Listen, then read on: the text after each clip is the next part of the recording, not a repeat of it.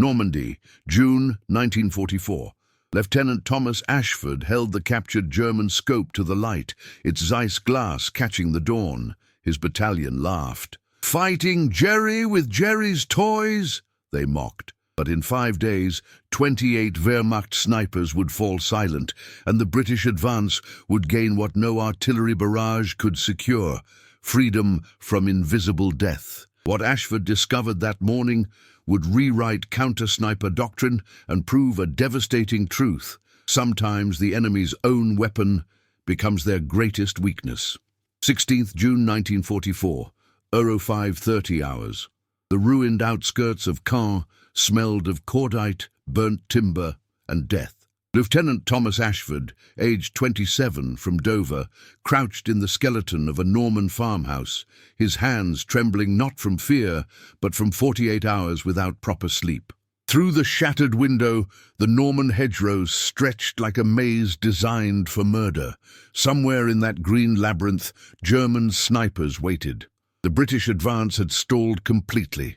Not because of panzer divisions or artillery, because of individual marksmen who could kill a man at 800 yards. In 3 days, the battalion had lost 47 soldiers to sniper fire. 47 men who never saw their killer. The pattern was relentless. An officer giving orders would drop, throat open by a single shot. A medic rushing to help would collapse, skull shattered. Radio operators, machine gunners, anyone visible for more than 20 seconds became a casualty.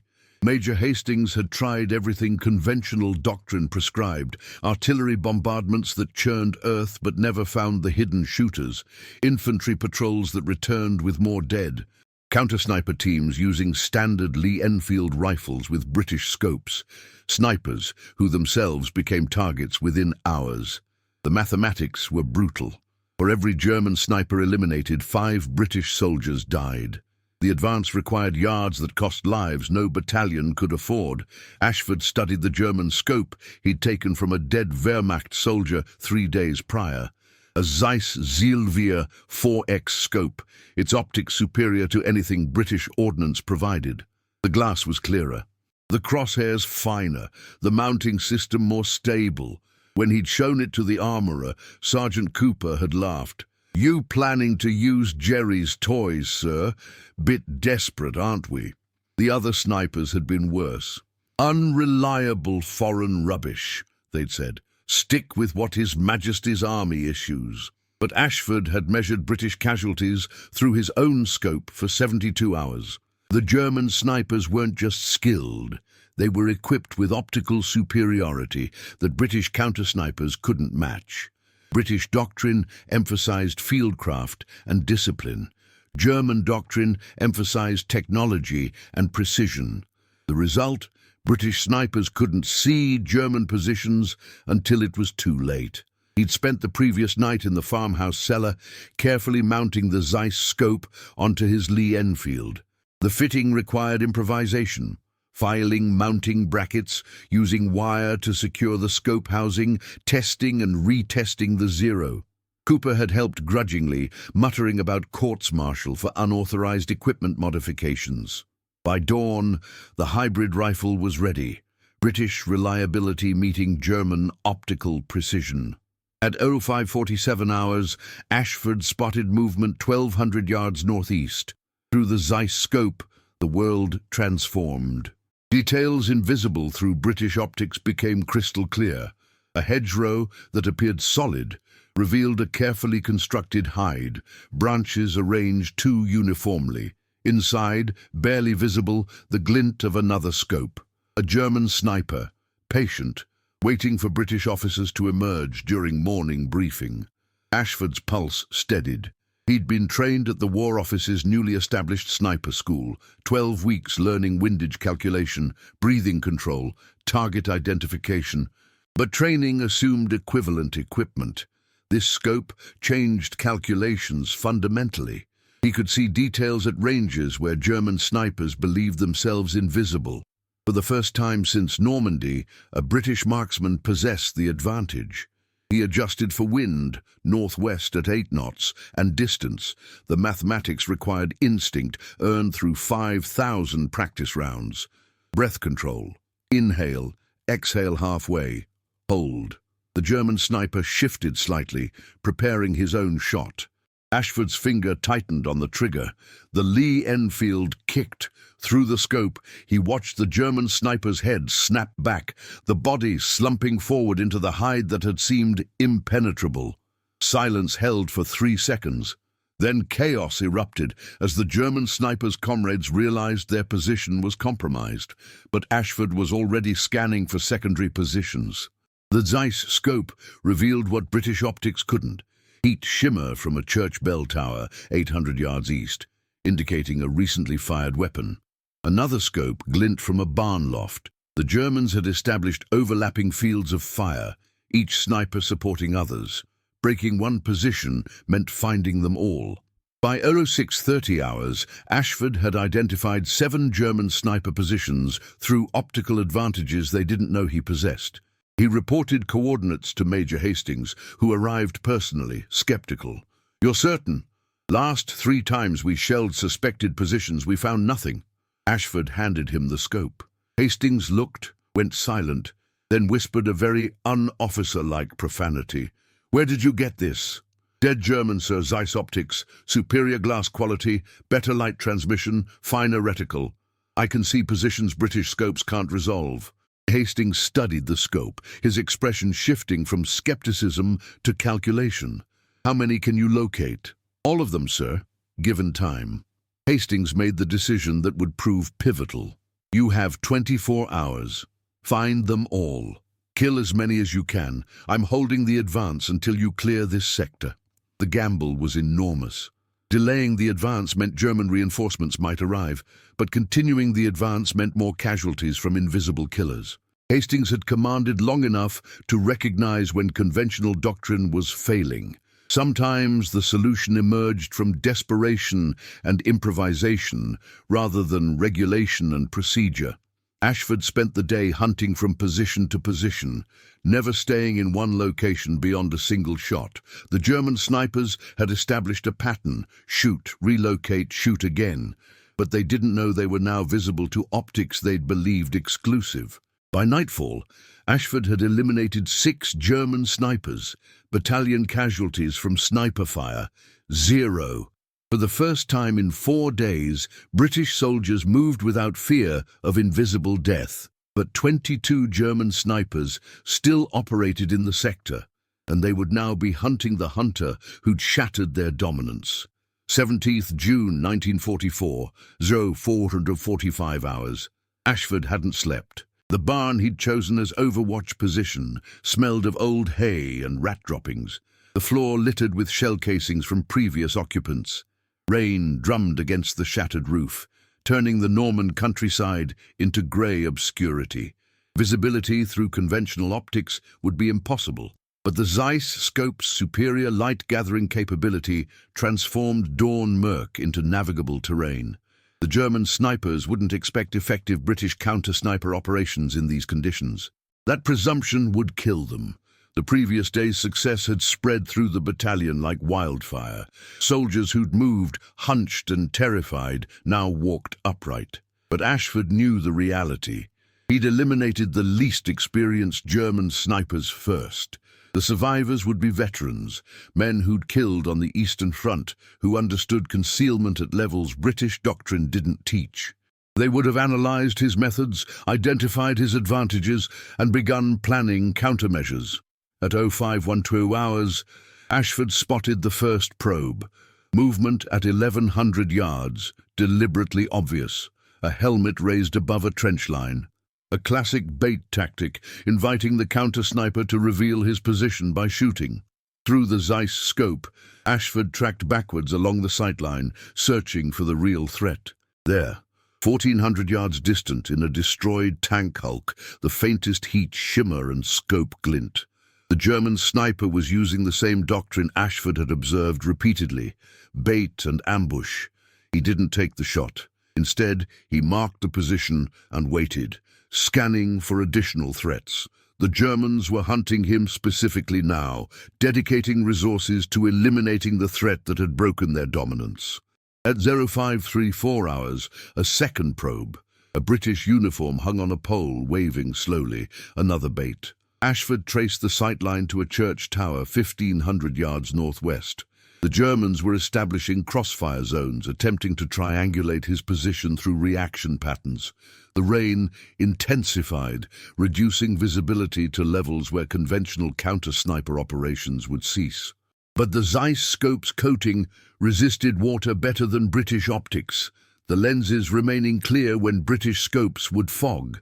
This technical advantage, invisible in peacetime testing, proved decisive in operational conditions. German snipers presumed British counter-operations would pause during weather that grounded their own effectiveness. They were wrong.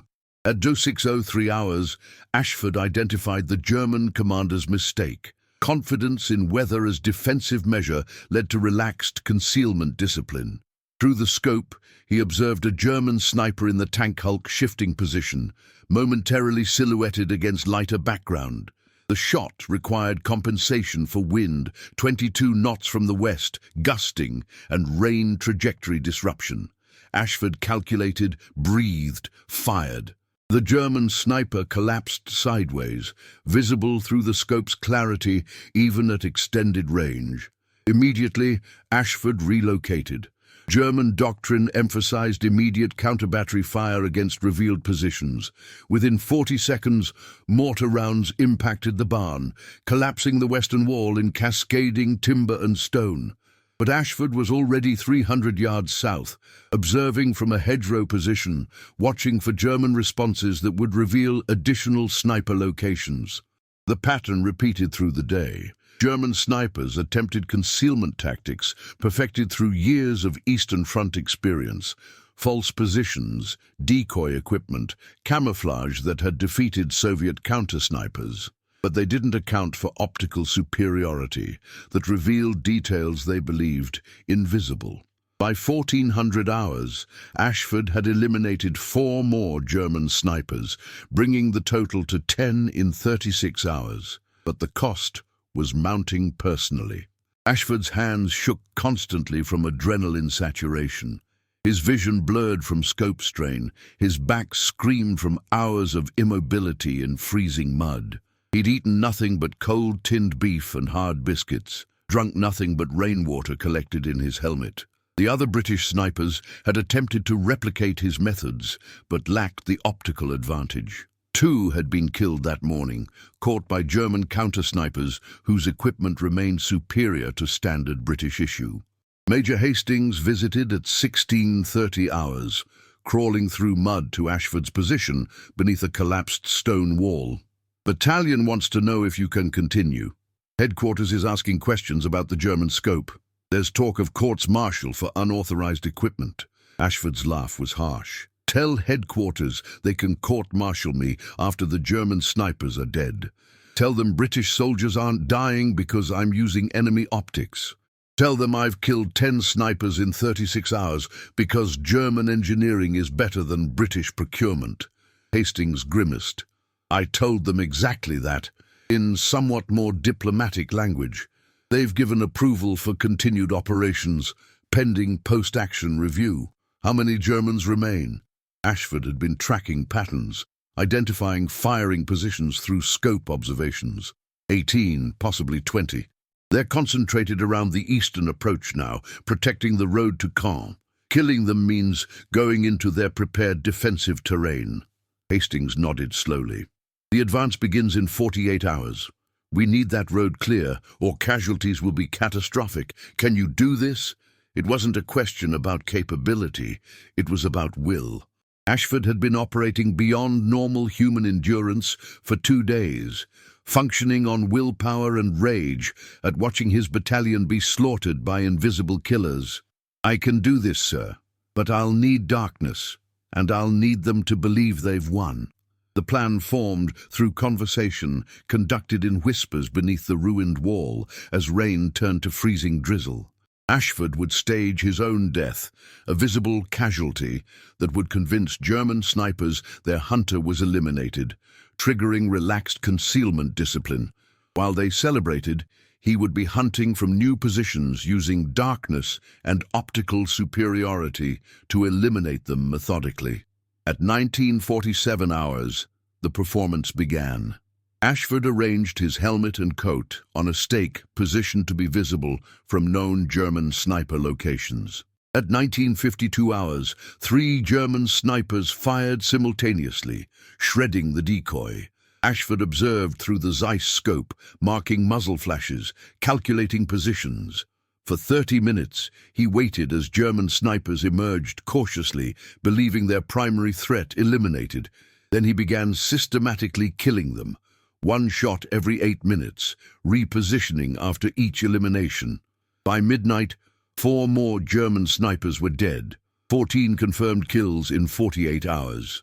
The German sniper network that had paralyzed British advance was fragmenting, but Ashford knew the final phase would be most dangerous. The surviving German snipers would now understand they faced a threat unprecedented in their experience, a British counter-sniper with capabilities that shouldn't exist, using their own technological advantages against them. The hunters who dominated Normandy were now the hunted, and their desperation would make them deadlier than ever. 18th of June 1944, 324 hours. Ashford crouched in a shell hole filled with 6 inches of freezing water, his entire body numb beyond shivering. The Zeiss scope remained clear, its coating shedding water that would have rendered British optics useless. Around him, the Norman countryside was silent, except for distant artillery rumbling like perpetual thunder. The remaining German snipers had gone to ground, recognizing their dominance was shattered, but not understanding how. At German headquarters 3 miles east, confusion reigned. Intelligence reports accumulated on Major Wilhelm Steiner's desk, each describing impossible events. British counter-sniper operations succeeding in weather conditions that should prevent effective targeting. Shots connecting at ranges British equipment shouldn't achieve. German snipers, veterans who'd survived Stalingrad and Kursk, eliminated from positions they'd believed undetectable. Steiner studied reconnaissance photographs, searching for answers. British sniper equipment was well documented. Lee Enfield rifles with standard British scopes, adequate but inferior to German Zeiss optics. British doctrine emphasized fieldcraft over technology, producing competent marksmen who nonetheless operated at disadvantage against German equipment superiority. Yet somehow, one British sniper was achieving precision that suggested equipment parity or superiority. At 2447 hours, the answer arrived via a surviving German sniper who'd escaped after watching his partner die. The British sniper has a German scope, Herr Major. I saw the glint, distinctly Zeiss characteristics, not British optics. Steiner's expression shifted from confusion to understanding, then to rage. A captured scope, one piece of equipment taken from a dead German soldier, was negating months of sniper training and technological investment. The philosophical implications were devastating. German military doctrine presumed technological superiority as force multiplier. Superior optics, superior weapons, superior equipment would defeat numerically superior but technologically inferior enemies. The Eastern Front had validated this doctrine repeatedly. But now, a single British soldier with captured German equipment was proving the doctrine's fundamental flaw. Technological advantage existed only as long as the technology remained exclusive. Steiner issued immediate orders. All sniper teams, priority target, British counter-sniper with captured scope. Dedicate all resources to elimination. He cannot be allowed to continue operations. The remaining 14 German snipers received the directive with grim determination. This was personal now. A British soldier was using German engineering against German soldiers, and the insult burned deeper than battlefield losses. But Ashford had anticipated the reaction. At 0612 hours, he observed German sniper teams repositioning aggressively, abandoning defensive concealment for offensive hunter tactics. They were coming for him specifically, accepting risk they'd previously avoided. The shift in tactics revealed positions they'd kept hidden for days. Through the Zeiss scope, Ashford catalogued each location, understanding that German desperation to kill him had made them vulnerable. At 0734 hours, the first German hunter team advanced within 900 yards, moving through hedgerows with skill earned through years of combat. But they were scanning for British equipment signatures, the scope glint of standard British optics, the profile of British sniper rifles. They didn't recognize German equipment characteristics until Ashford's first shot dropped the lead sniper. The second sniper dove for cover, but Ashford had already calculated the ballistic arc. The second shot found him as he rolled into a crater. The engagement revealed the profound tactical shift. German snipers hunting with aggressive tactics against an opponent using their own equipment advantages couldn't distinguish friend from foe through optical signatures. Ashford's rifle showed German scope glint. His positioning used German sniper doctrine adapted from observation. To German snipers scanning the battlefield, he appeared as one of their own until the moment he fired. At 10:23 hours, British intelligence intercepted German radio traffic. Wehrmacht commanders were demanding explanations for catastrophic sniper losses. One transmission was particularly revealing. British have acquired German optical equipment. Previous equipment advantage negated. Request immediate tactical reassessment and counter-doctrine development. The message confirmed what Ashford's operations had proven. German doctrine relied fundamentally on technological superiority. Remove that advantage, and the doctrine became vulnerability. By 1400 hours, Ashford had eliminated 6 more German snipers, 20 confirmed kills in 72 hours. The German sniper network protecting the Khan approaches had been systematically dismantled by a single British soldier using captured equipment and superior tactical adaptation. But Ashford was operating beyond human endurance limits.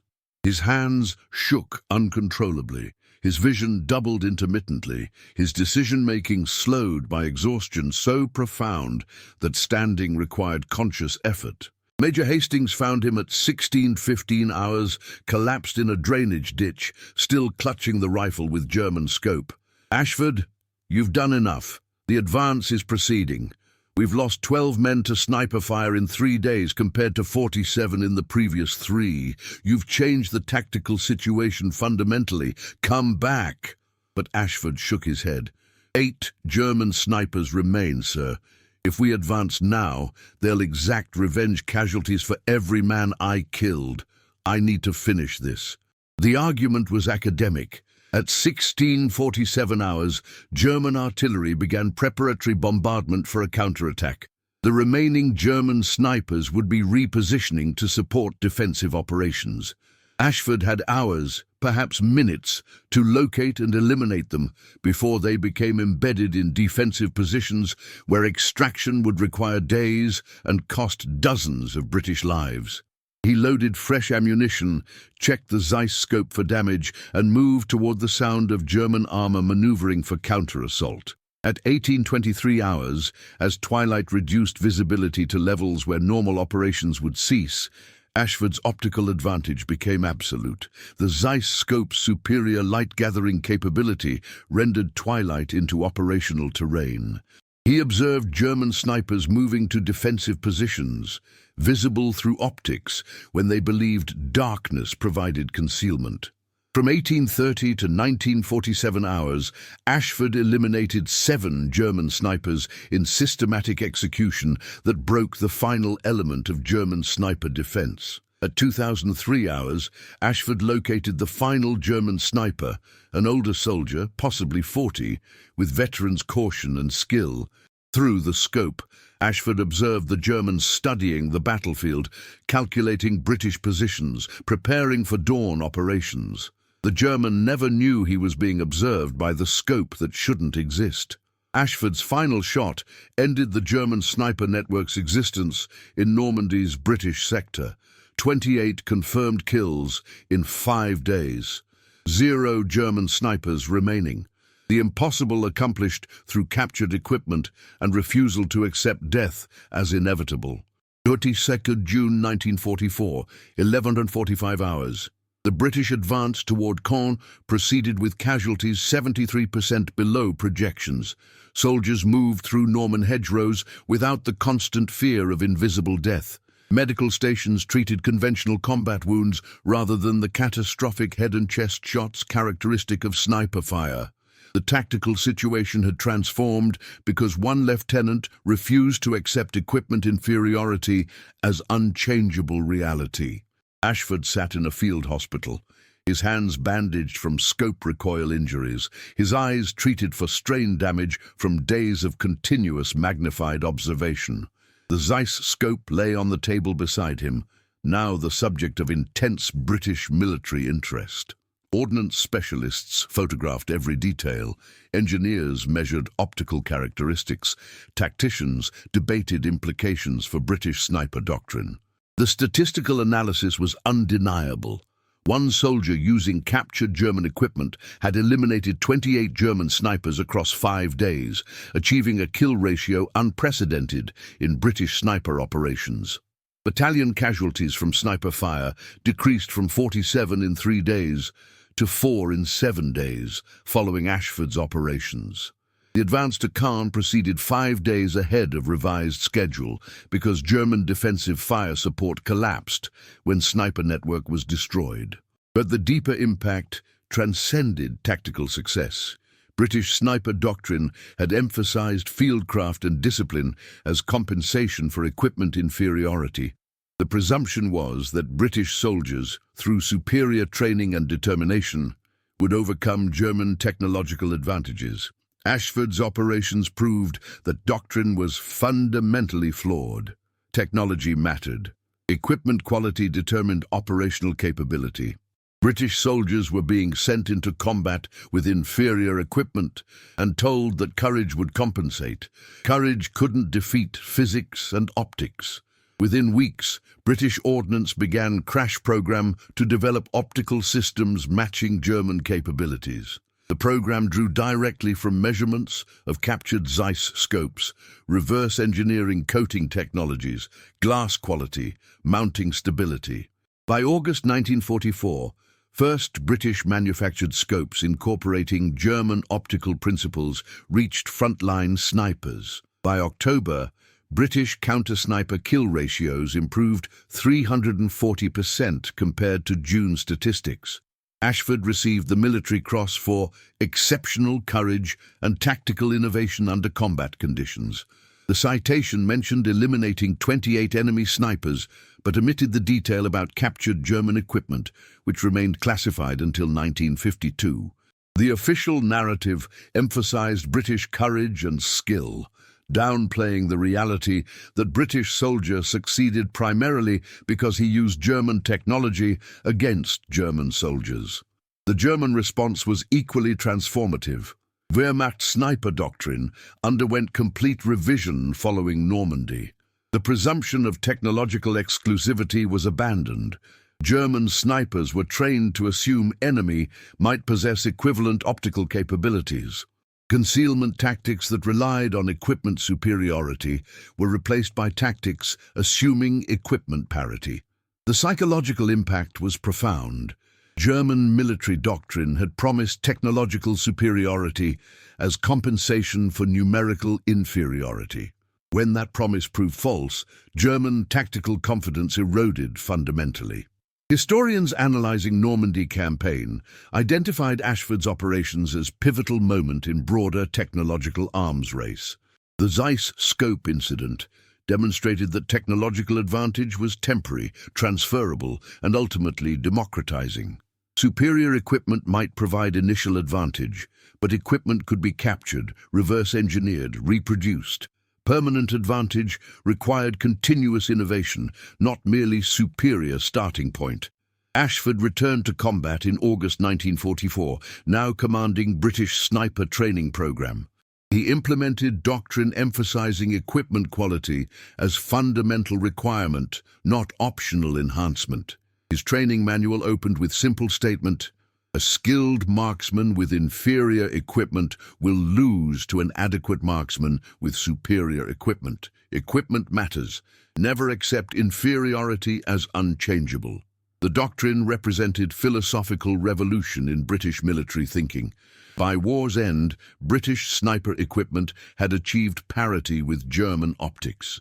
The achievement resulted directly from one lieutenant's refusal to accept equipment inferiority, his willingness to use captured enemy technology, and his demonstration that doctrine must adapt to reality rather than deny it. The Zeiss scope from that Norman farmhouse eventually resided in Imperial War Museum, labelled simply Captured German Scope, used by Lieutenant T. Ashford, Normandy, 1944.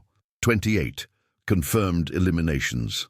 Ashford survived the war, returned to Dover, became a schoolteacher.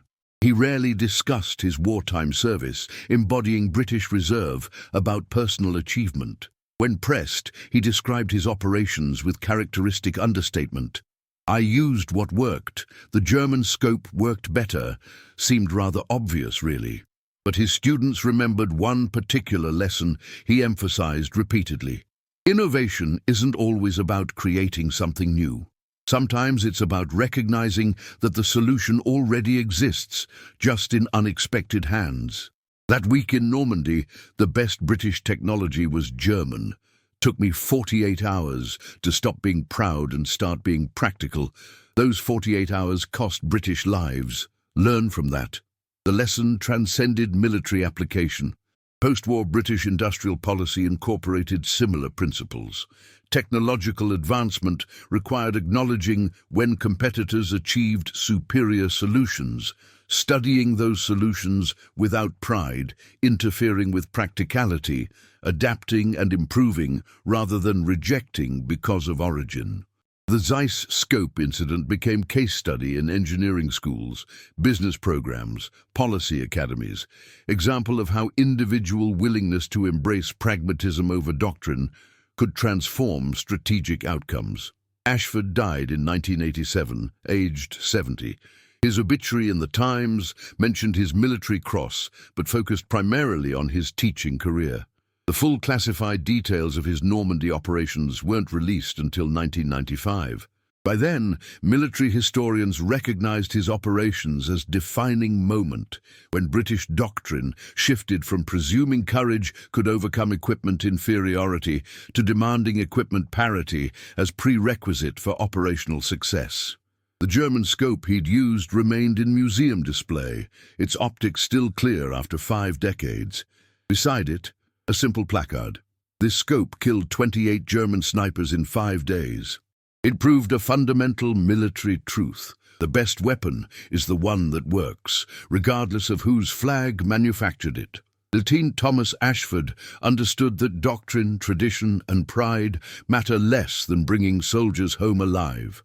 His pragmatism saved hundreds of British lives and changed how Britain approached military technology forever. If you found this story of courage, innovation, and determination compelling, subscribe to our channel for more untold stories from the Second World War. Share your thoughts in the comments. Have you encountered situations where unconventional solutions proved more effective than traditional approaches? Join our community of history enthusiasts exploring the human stories behind the war's greatest moments. Ring the bell for notifications and never miss another incredible tale of British resilience and ingenuity.